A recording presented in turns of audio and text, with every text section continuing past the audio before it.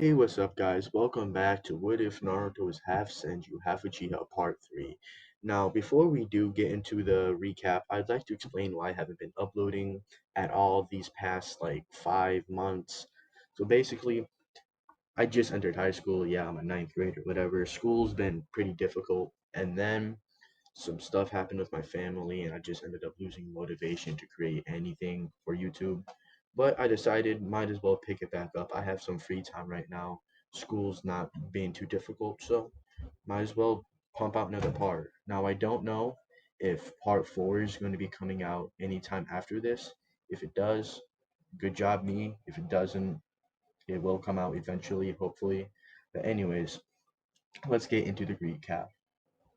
After the Demon Brothers attacked and were defeated, Team 7 got attacked by Zabuza, leaving Kakashi bedridden for some time, giving Team 7 time for training. Once they were on the Great Naruto Bridge helping build, Kakashi ended up fighting Zabuza while Naruto and Sasuke were tag teaming Haku. Sasuke got injured, leading Naruto to use Wood Style with his Sharingan to kill Haku, and then proceed to kill Zabuza. Naruto, after being put under so much stress, passes out and wakes up in the Hidden Leaf to a group of people, buys a new katana, and that's it for what happened in the last episode. So let's get into the what if. Once they all reach the training ground, Naruto starts to get his Sharingan trained with Kakashi, Sasuke, and Itachi. Now, there will be a little bit of a time skip, around 6 months during this time, where all four of them train rigorously to the point where Naruto and Sasuke both have the three Tomoe Sharingan, and Kakashi and Itachi already have the Mangekyo, but really no one knows of it because they're kind of keeping it secret, and they all have a nice stat boost. Also, during this time, Naruto and Ino start to have romantic relations. They go on dates every now and then on their off days, and after training, they'll just talk for hours on end until Sasuke has to find Naruto and drag him home. Naruto and Sasuke, after a day of training, decide to get some ramen, and while they're eating, Kakashi walks up to them with Ino and offers them a chance to take the tuning exams, to which they eagerly agreed simultaneously. A couple of days passed and it was time for the tuning exams. When they walked in, Team 7 instantly noticed a genjutsu that was put in place to test the students off the bat. So they decided to just walk past the crowd, not saying anything to the other ninja until Neji saw Sasuke, the rookie of the year, and started taunting him. It started to escalate and a brawl was about to break out until Naruto stopped Sasuke before it could happen by grabbing his wrist and staring at Neji, releasing some killer intent, stopping him dead in his tracks, and making all the other ninja in the room just stare at him. Rock Lee, seeing this, was very intrigued with Naruto and decides to challenge Naruto to a duel, to which he obliged. Once they got into the spot, Ino yells, "Three, two, one, start!" Right off the bat, Rock Lee vanishes and appears right in front of Naruto with a downward kick. Naruto just sidesteps him, making him kick the ground, leaving a crater where he once stood. He then throws a barrage of punches at Naruto, but Naruto just effortlessly dodges them. Naruto was thinking to himself about how weak Rock Lee was until Naruto got a full force punch right in the stomach, launching him back into the wall.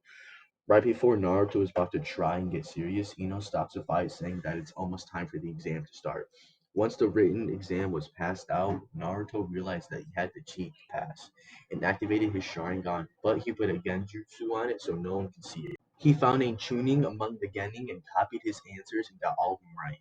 For the 10th question, he gave his little speech about never giving up and then passed. Once they entered the Forest of Death, Naruto made 9 shadow clones to scout out and retrieve the scroll they needed.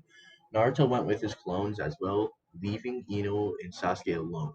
They were wandering around in the forest, waiting for Naruto to get back with the scrolls when suddenly Orochimaru came out of a tree and grabbed Sasuke, pinning him to the tree. While this was happening, Naruto and his clones found a team of rain ninja and took their scroll, which was the one that he needed, and decides to head back after having a bad feeling about leaving them alone for too long. Naruto rushes back only to see Sasuke in Orochimaru's clutches, being given the curse mark.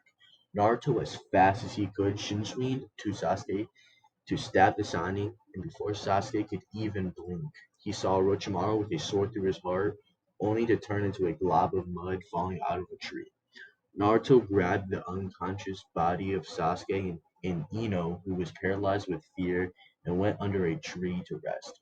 Naruto made a makeshift bed out of leaves for Sasuke and calmed down Ino to the point where she could finally think straight. After seeing everyone safe, Naruto let his guard down for an instant, and in that instant, he got blasted with a massive wave of wind that launched him far away and knocked him out. Ino screamed out Naruto's name, but to no response. With sheer instinct, she pulled out a kunai that blocked another kunai that was aimed at her heart. Three shadowy figures walked out of the forest with an unusual amount of killer intent. Ino asked who they were, and they were given a brief introduction. Ino asked what they wanted, and Dosu simply responded, Sasuke. Ino takes a step back closer to Sasuke to signal that she won't let that happen. Dosu says, Fine, have it your way, and rushed towards her and threw a right hook with such force that it took all of Ino's strength just to block it. After the attack, Ino heard a deafening ring coming from the tool on his right arm.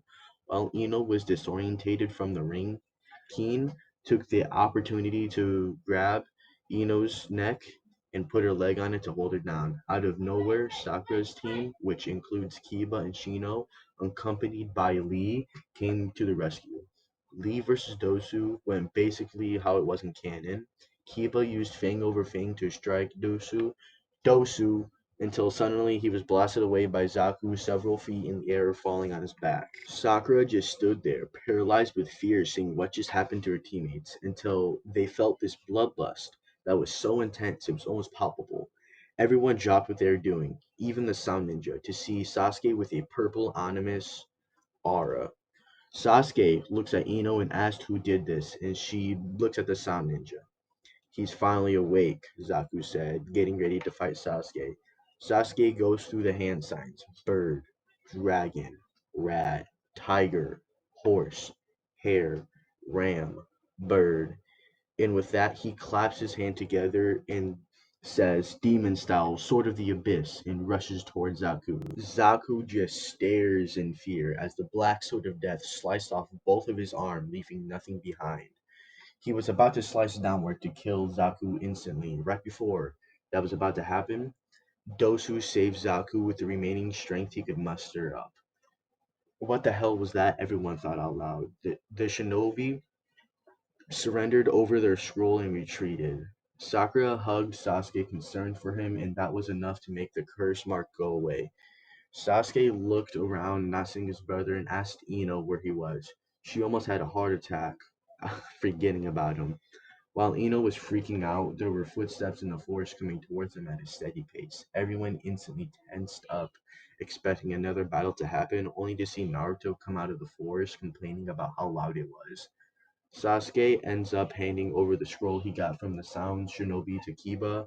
Around the same time, Rock Lee's team found Rock Lee, and all three of the teams had the scroll they needed and started heading towards the middle where they could finish the second stage of the Chunin exam. Okay, guys, that's going to be the end of What If Naruto is Half Senju, Half Uchiha Part 3. Once again, I'm so sorry for how long Part 3 took to come out. Dude, it was like 7 months. And I'm also sorry if you heard my sister in the background. She's being a loudmouth, and yeah, just sorry about that. Anyways, if you guys did like the video, please do subscribe and like and subscribe, because I just looked at how many people are subscribed out of all my viewers, and only like 0.3% is. It's kind of insane.